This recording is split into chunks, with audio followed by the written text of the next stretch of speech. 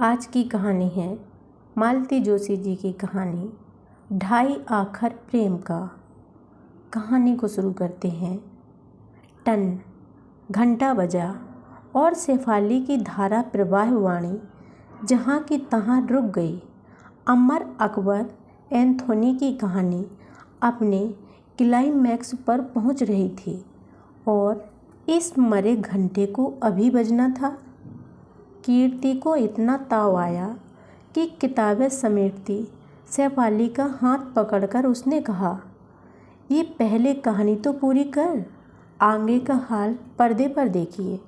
शेफाली ने चप्पलों में पांव देते हुए कहा, तू सुनाती है तो पर्दे पर देखने का ही मज़ा आ जाता है।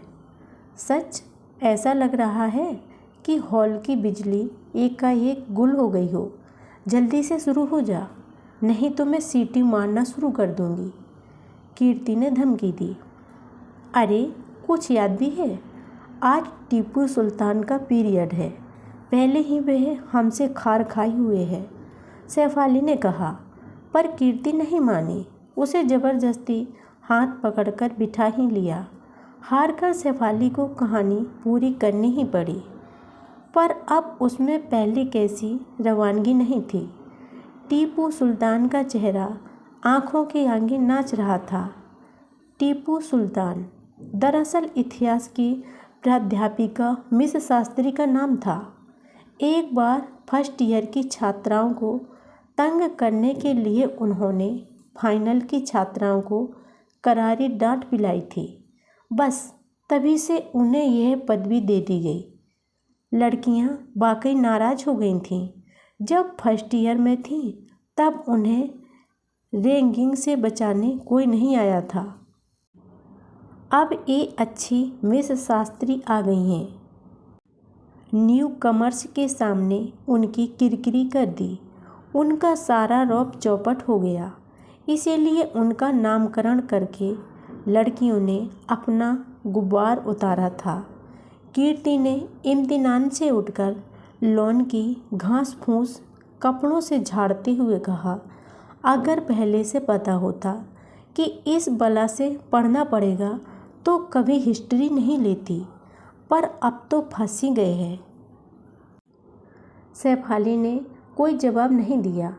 कीर्ति का यूं मजे मजे से उठना, होले होले चलना उसके मन में घबराहट उत्पन्न कर रहा था। पीरियड लगभग आधा हो चला था। कमरे के बाहर से ही मिस शास्त्री की धारदार आवाज़ सुनाई दे रही थी।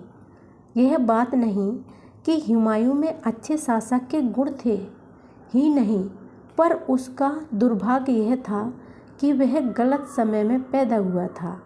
हालात उस समय कुछ ऐसे थे कि दिल्ली के तख्त को एक आयरन मैन की, एक लौह पुरुष की ज़रूरत थी।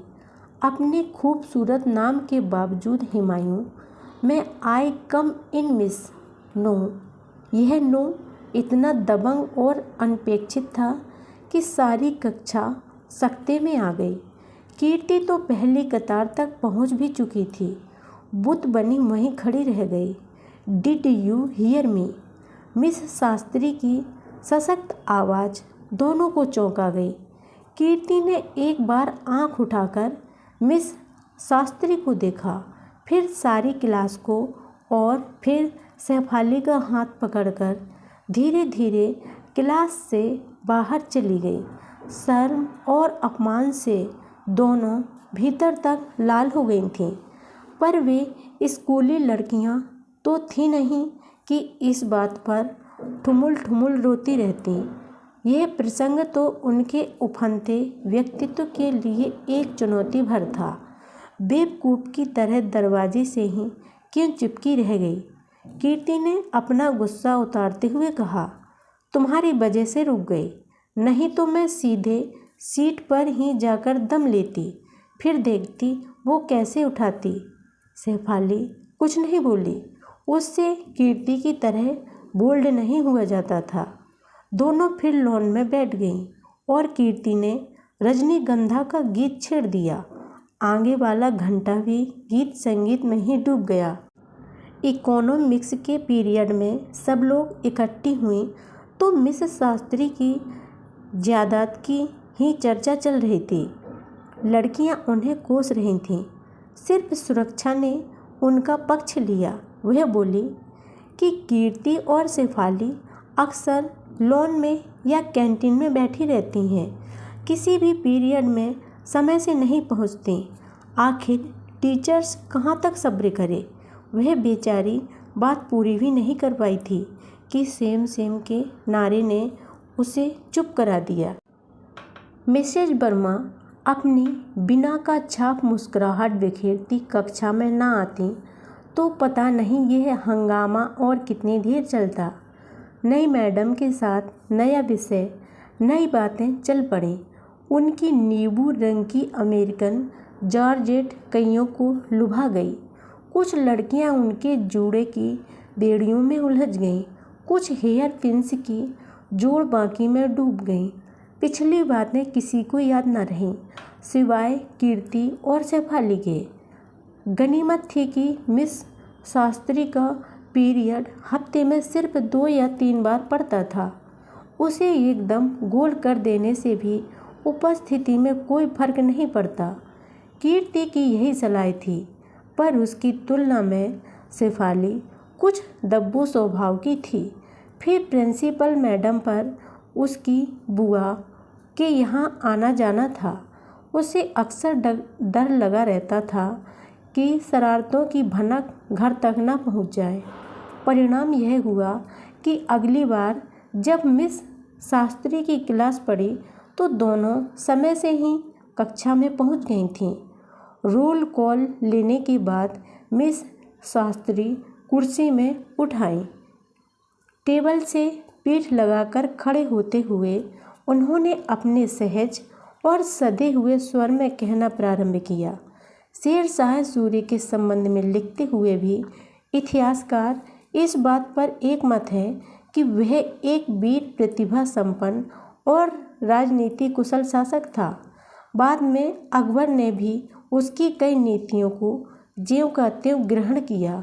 इससे उसकी योग्यता का अंदाज़ा लगाया जा सकता है। यह उसका दुर्भाग्य था कि मृत्यु ने इतनी जल्दी उसका वर्णन कर लिया। मैं आई कम इन मिस। शेरशाह सूरी के शासनकाल से कक्षा एकदम 20वीं सदी में लौट आई। दरवाजे पर सुरक्षा खड़ी थी, हाँफती हुई, साड़ी के पल्लू से पसीना पोंछती हुई। यस कम इन, मीठे स्वर में उत्तर मिला। पुस्तकें संभालती हुई सुरक्षा अपने स्थान पर आ बैठी। इस अन्याय को देखकर शेफाली के मन में एक कसमसाहट सी हुई, पर वह जब्त करके रह गई। लेक्चर आगे चल पड़ा। हाँ, तो हम देख रहे थे कि मिस कीर्ति एकदम तनकर खड़ी हो गई। दिस इज शियर पार्शलिटीज, यह तो सरासर अन्याय है। Pardon, all latecomers should be treated alike, Kirti ने रौब से उफनते हुए कहा। मिस शास्त्री कुछ क्षण उसे घूरती रहीं, फिर बोली, प्लीज सिट डाउन। अब शेफाली को जोश आ गया था। एक्सप्लेन करने के लिए मैं बाध्य नहीं हूँ, बैठ जाओ, मिस शास्त्री ने दबंग स्वर में कहा। कीर्ति का मन हुआ वॉकआउट पर जाए, पर शेफाली का भरोसा नहीं था, इसीलिए चुपचाप बैठ गई। कक्षा में बड़ी देर तक खुसुर फुसुर होती रही। जब शोर कुछ थमा तो मिस शास्त्री ने कहा, सुना, क्या तुम लोगों में से कभी कोई लेट नहीं आया? क्या मैं सबको क्लास में अलाउ नहीं करती? इतना समझने की अक्ल तो मुझ में है कि कौन किस कारण से देर में आता है। यह लड़की है सुरक्षा, इसके घर में माँ बीमार है, 4 छोटे छोटे भाई बहन हैं। घर का सारा कामकाज निपटाकर सबको खिला पिलाकर 3 मील दूर से साइकिल पर आती है। धोखनी की तरह चलती हुई उसकी सांस देखो। तुम लोग खुद अंदाज़ा लगा सकती हो कि समय से पहुंचने के लिए उसने कितना प्रयास किया है। खैर, लेट अस कंटिन्यू। उनकी बाणी में फिर धार आई और एक बार फिर शेरशाह सूरी का साम्राज्य कक्षा में छा गया। मिस शास्त्री की आवाज़ के अतिरिक्त केवल पेन और पेंसिल की सरसराहट ही सुनाई दे रही थी। बाकी सब कुछ शांत था। कीर्ति और शेफाली के पेन भी चल रहे थे, पर उनके नोट्स में शेरशाह का नाम कहीं भी नहीं था।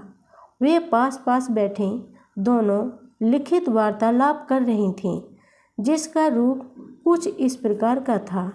कीर्ति, तुमने सफ़ेद कौवा देखा है? रोज़ देखती हूँ। काले कौए के मुकाबले में उसकी आवाज़ कैसी लगती है? काला कौआ तो फिर भी सुर में काँव काँव करता है। दफ्तर की घड़ी को क्या हो गया? कहीं हार्ट फेल तो नहीं हो गया उसका? नहीं, वह टीपू सुल्तान की मैयत में गई है। अपनी धुन में इतनी मग्न थीं दोनों की पता ही नहीं चला कब लेक्चर समाप्त हुआ, कब लड़कियों ने अपनी कॉपियाँ बंद कर लीं। उन दोनों के पेन सर्राटे से चल रहे थे। बड़ी देर बाद उन्हें होश आया। देखा सारी कक्षा की आंखें उन्हीं पर केंद्रित हैं। हड़बड़ाहट के साथ उन्होंने अपनी कॉपियाँ बंद कीं और आंख उठाकर देखा। सामने अपनी कुर्सी पर बैठी मिस शास्त्री मुस्कुरा रही थीं। सुनो भाई, मैं ज़रा देखना चाहती हूँ तुम लोग नोट्स कैसे लेती हो। आज कॉपियाँ ले जाऊँगी, कल लेती आऊँगी। कल तो पीरियड है ही। वंदना, ज़रा इकट्ठा करना भाई। और वे उसी तरह मुस्कुराते हुए कक्षा से बाहर निकल गए। घंटी की भी प्रतीक्षा नहीं की। दूसरे दिन इतिहास के पीरियड में दोनों बहुत शान से दाखिल हुए। मिस शास्त्री को उन्होंने खूब छकाया था। शेफाली ने कॉपी में से कागज़ फाड़ लिए और कीर्ति ने तो कॉपी दी ही नहीं थी। अपनी शरारत का लिखित प्रमाण देने में तुखी क्या थी। मिस शास्त्री ने आते ही सारी कॉपियाँ वंदना को संभलवा दी, रोल कॉल लिया और फिर सहज भाव से पर्स खोलने लगी। बोली, पता है ना भाई, कल शाम कैसी आंधी आई थी। मैं उस समय तुम लोगों की कॉपियाँ देख रही थी। सारे कमरे में कॉपियाँ बिखर गईं। उन्हें तो किसी तरह समेट लिया, पर ये अल्लम गल्लम सामान जो निकला उनके मालिकों को पहचानना मुश्किल हो गया। यह रहा एक स्वेटर का नमूना। जिस किसी का भी हो मैं इसे उतार कर ही लौटाऊंगी। ये लॉटरी की रसीद विमला शुक्ला की है। ये पोस्ट कार्ड सुरक्षा तुम्हारा है, याद से पोस्ट कर देना। यह एक गाना लिखा हुआ है, मायरी मैं कासे कहूँ पीर अपने जिया की। रीता सक्सेना ने उठकर हाथ उठा दिया। गाने का कागज़ उसे थमाते हुए वह बोली, बहुत प्यारा गीत है, ठीक से याद करके आना तो एक दिन सुनेंगे। और यह खत किसका है भाई? जन्मदिन की बधाई है शायद। एक नीला नोट पेपर उनकी अंगुलियों में झूल रहा था। सारी कक्षा चुप बैठी हुई थी। अरे, इसका वारिस कोई नहीं है। देखो, इस पर नाम तो नहीं है, पर यह इस तरह शुरू होता है। एकाएक शेफाली उठ खड़ी हुई। मिस, यह मेरी चिट्ठी है। तुम्हारी? किसने लिखी है तुम्हें? शेफाली कानों तक लाल हो आई, पर कीर्ति ने उसे उबार लिया। वह हमेशा की तरह तनकर खड़ी हो गई और बोली, यह खत मैंने लिखा है मिस। कोई ऐतराज़? उसका स्वर आक्रामक था, पर मिस शास्त्री उसी स्वाभाविक शांत स्वर में बोली, अगर तुमने लिखा है तब तो कोई ऐतराज़ नहीं है। मैं तो यही सोचकर परेशान हो रही थी कि यह चवन्नी छाप शायर किसके पल्ले पड़ गया है। Really I wonder. कीर्ति, ये कॉन्टेशंस कहाँ से बटोर लाएं तुम? मिस, शायद आपको किसी ने अब तक यह नहीं सिखाया कि दूसरों के पत्र पढ़ना असभ्यता है, एटिकेट्स के विरुद्ध है। कीर्ति की इस स्पष्ट उक्ति ये सारी क्लास स्तब्ध रह गई, पर मिस शास्त्री जरा भी विचलित नहीं हुई। बोली, जो कुछ बचपन में नहीं सीख पाई अब तुम लोगों से सीख लूँगी, चिंता मत करो। पर एक बात याद रखो, लोगों के, अपनी छात्राओं के पत्र पढ़ने का मुझे पूरा अधिकार है, उतना ही जितना तुम्हारी मम्मी को है। तुम्हारे माता पिता तुम्हें यहाँ सिर्फ पढ़ने के लिए नहीं भेजते, वह काम तो घर पर ही हो सकता है। वे लोग इतना खर्च उठाकर तुम्हें और भी कुछ सीखने समझने के लिए भेजते हैं।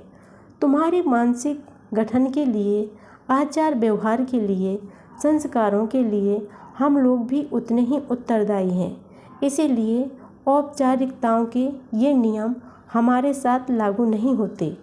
उनके इस स्पष्ट और निर्भीक उत्तर से कक्षा एकदम शांत हो गई थी। कीर्ति भी फूला हुआ मुंह लेकर नीचे बैठ गई थी। मिसेस शास्त्री ने शांत स्वर में आगे कहा, देखो कीर्ति, हम जो पढ़ाते हैं, जो लिखाते हैं, जो बोलते हैं, उसमें हमारे संस्कार परिलक्षित होते हैं। इस बात को कभी मत भूलना। घंटे की कर्कश आवाज़ में उनकी बाकी बात डूब गई। उनके चले जाने के बाद भी उनकी गुरु गंभीर वाणी छात्राओं के कानों में गूंज रही थी। केवल कीर्ति गुस्से से उफन रही थी। चवन्नी छाप शायर का खिताब उसे बहुत अपमानित कर गया था। अपने अपमान की आग शांत करने के लिए उसने मेज पर पड़ी चिट्ठी क्लास में उछाल दी। लो पढ़ो इसे, बताओ तो जरा इसमें इतना ऑब्जेक्शनेबल क्या है। टीपू सुल्तान को कभी कभी ताव आ ही जाता है। सरिता बोली, मैं बताऊं, यह शेरो शायरी उनके पल्ले नहीं पड़ी होगी। गड़े मुर्दे उखाड़ने का धंधा है बेचारी का।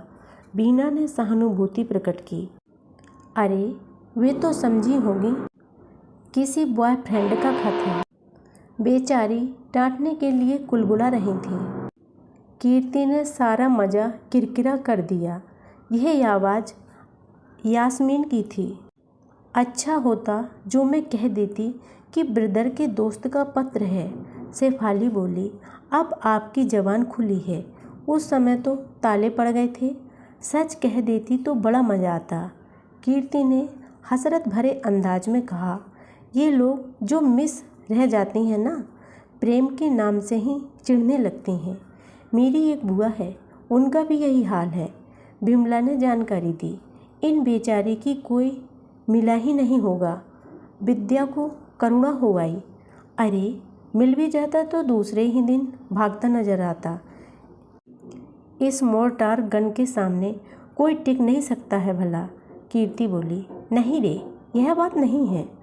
वंदना के सहानुभूतिपूर्ण स्वर ने सबको चौंका दिया। पता है, अपने माँ बाप की अकेली लड़की है, भाई भी नहीं है। पेरेंट्स इतने बूढ़े हैं, पिताजी के तो एक साथ भी नहीं है। इसी से शायद शादी नहीं की है अभी तक। तभी तो अपनी परिस्थिति का गुब्बार हम पर उतारती हैं। शेफाली ने तुनक कर कहा।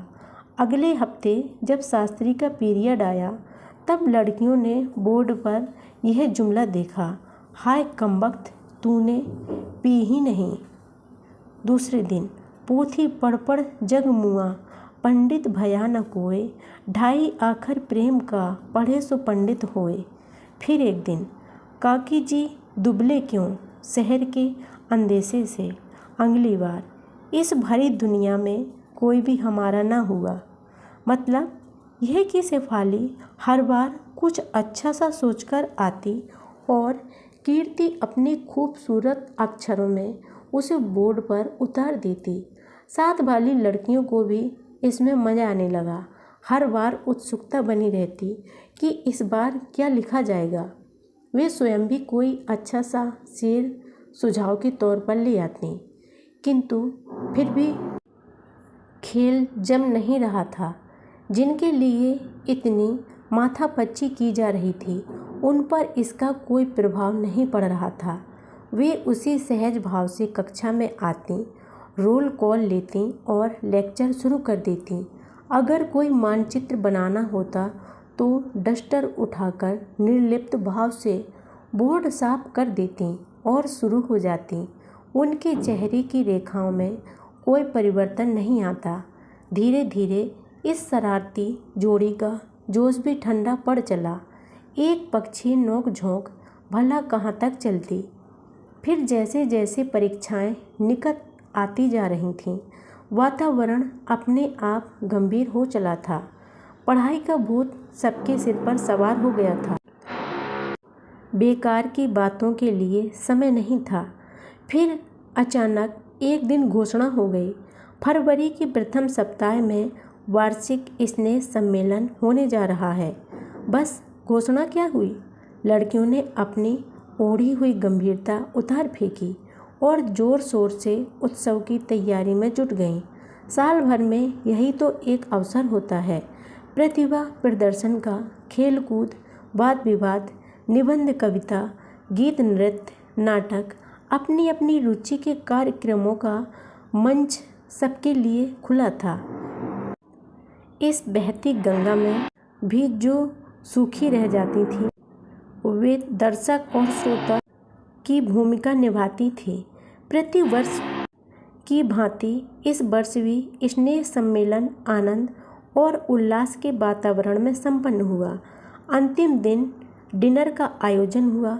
सांस्कृतिक कार्यक्रम के बाद सबसे ज़्यादा आकर्षण इसी का होता था।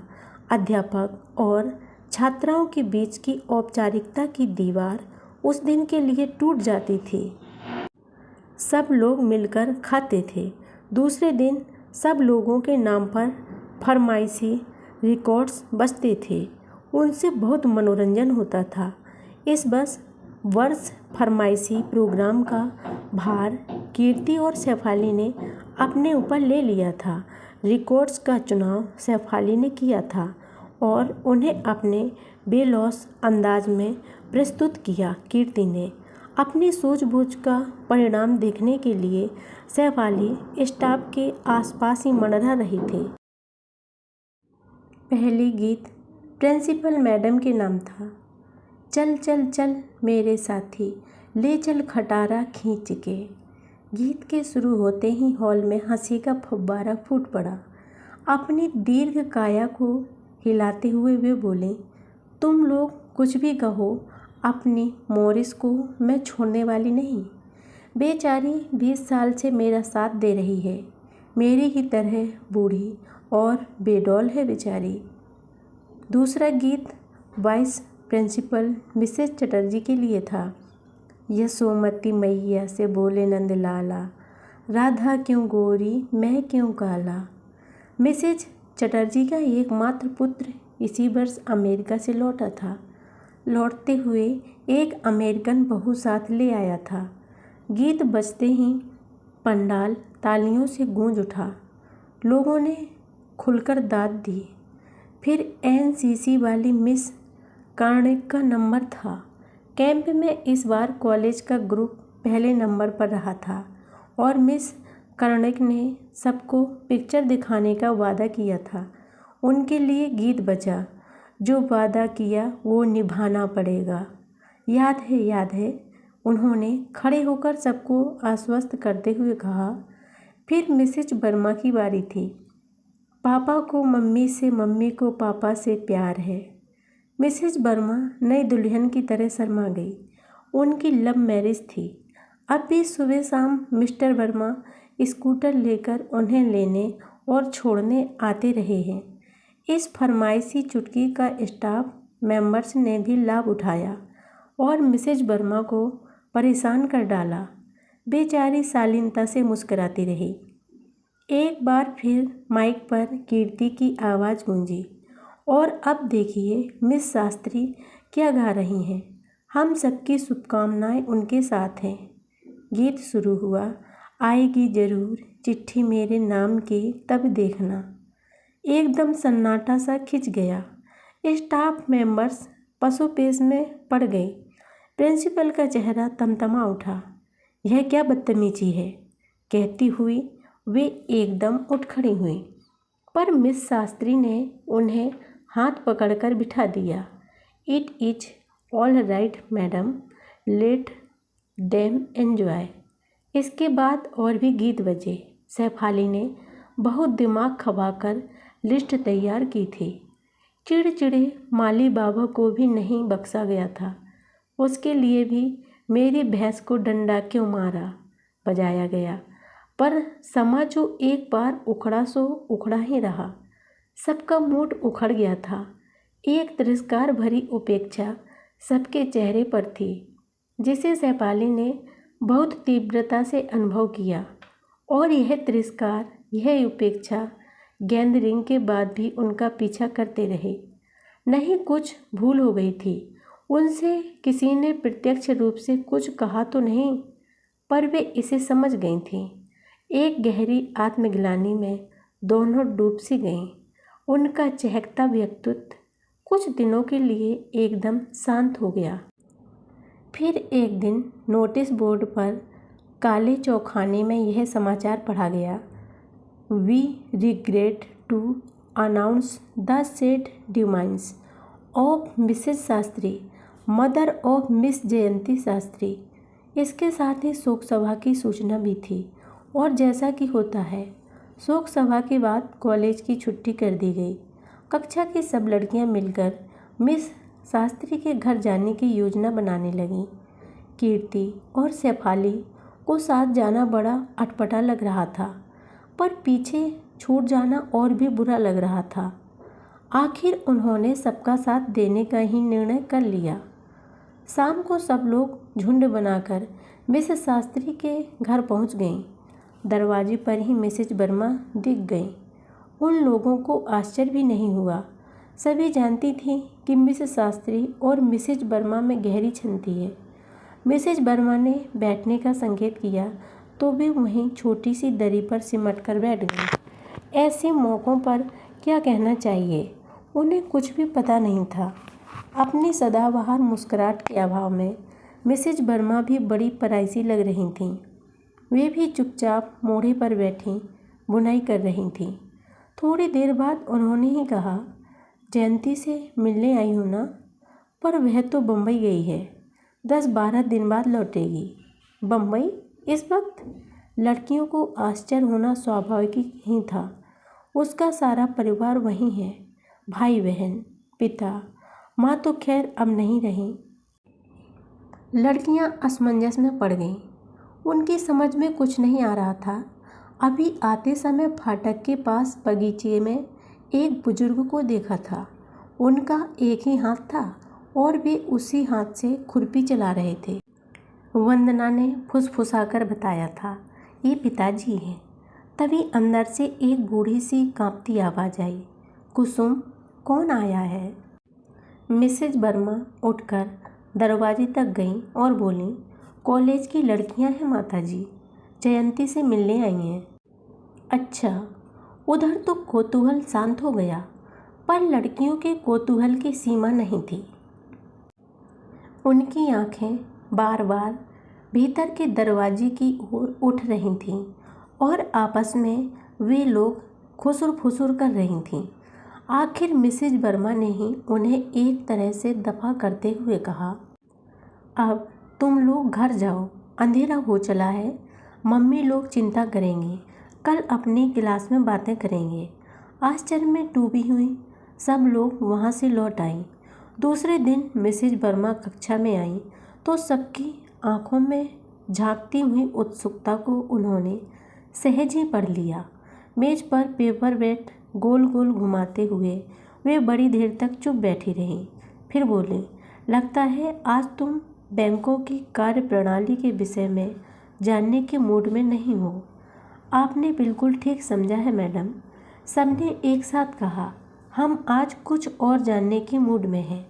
मुझे मालूम है तुम लोग क्या जानना चाहती हो, यह भी मालूम है तुम लोग मिस शास्त्री के परिवार के विषय में जानना चाहती हो। तो सुनो, उनका पूरा परिवार बम्बई में है। यहाँ जो लोग हैं वे दलजीत के, जयंती के, मंगेतर के माता पिता हैं। जी, विस्मय को अगर शब्दों में बांधा जा सकता है तो वह इस जी में साकार हो उठा था। मैडम, हमें सारी बात ठीक से समझाइए। सारी बात समझाने के लिए मुझे जयंती की पूरी कहानी सुनानी पड़ेगी और जयंती इसे कभी पसंद नहीं करेगी। Madam please. लड़कियों ने एक स्वर में मनुहार की। उनका अनुरोध टालना मिसेज वर्मा के लिए संभव नहीं हुआ। बहुत धीरे धीरे उन्होंने कहना शुरू किया। लड़कियां एकाग्र होकर सुनने लगे। तुम्हें शायद मालूम न हो, मैं और जयंती हाई स्कूल से साथ साथ पढ़ते आए हैं। हम लोगों ने साथ ही हाई स्कूल पास किया, साथ ही कॉलेज में दाखिला लिया और एक साथ ही बीए पास किया। एमए में जाकर हमारे विषय बदल गए, पर दोस्ती उसी तरह बरकरार रही। दलजीत भी फर्स्ट ईयर से हमारे साथ था, हमारा अच्छा मित्र था। पर जयंती का परिचय मित्रता की सीमा पार कर चुका था। मुझ पर ही सबसे पहले जयंती ने अपना राज खोला था। मैं उन दोनों के बीच की एक महत्वपूर्ण कड़ी थी उन दिनों। विद्यार्थी जीवन में तो इस तरह के प्रेम संबंधों का अपना मज़ा होता है, अपना थ्रिल होता है। पर एमए के अंतिम वर्ष में आते आते दोनों परेशान हो उठे। इस प्रेम कहानी का सुखद अंत अर्थात विवाह संभव नहीं हो पा रहा था। क्यों मैडम? कारण कोई नया नहीं था, वही युग युगांतर वाला जाति भेद। जयंती का परिवार 56 नंबरी ब्राह्मण था, तो दलजीत चौहान राजपूत। दोनों पक्ष अपने अपने कुल गौरव का हौवा बनाए हुए थे। अपनी जिद से तिल भर भी हटने को तैयार नहीं थे। एमए के बाद और भी 2 वर्ष गुरुजनों की स्वीकृति की प्रतीक्षा में बीत गए। तब दलजीत ने कोर्ट मैरिज करने का प्रस्ताव किया, परंतु जयंती ने उसका प्रस्ताव साफ ठुकरा दिया। क्यों मैडम? जयंती का कहना था कि लड़की को तो माँ बाप का घर छोड़ना ही होता है, विवाह चाहे उनकी संपत्ति से हो या ना हो। पर इस विवाह से दलजीत का घर छूट जाए, यह उसे मंजूर नहीं था। दलजीत माता पिता की अकेली संतान था। पिता इंडियन आर्मी में सूबेदार थे और एक बाह जर्मनी की भेंट चढ़ा आए थे। एक छोटी सी पेंशन और दलजीत के अलावा उनके पास कुछ नहीं था। जयंती से विवाह करके दलजीत उन दोनों प्राणियों को असहाय छोड़ दे, यह जयंती को स्वीकार नहीं था। इसके बाद कुछ तो निराशा से उबरने के लिए और कुछ अपने राजपूती रक्त के कारण दलजीत सेना में चला गया। जयंती ने भी नौकरी कर ली। साल भर बाद पहली छुट्टी में दलजीत घर आया। आते ही उसने अपना प्रस्ताव दोहराया, पर जयंती अपने निश्चय पर अड़िग थी। वह उल्टे उससे किसी जाति कन्या से विवाह करने का आग्रह करने लगी। उन्हीं दिनों बांग्लादेश का मुक्ति संग्राम छिड़ गया। छुट्टी के 8 दिन भी नहीं बीते थे और दलजीत का बुलावा आ गया। इस बार आलम यह था कि जयंती की जिद पकड़े थी और दलजीत मना कर रहा था। वह जयंती को किसी प्रकार के बंधन में डालना नहीं चाहता था।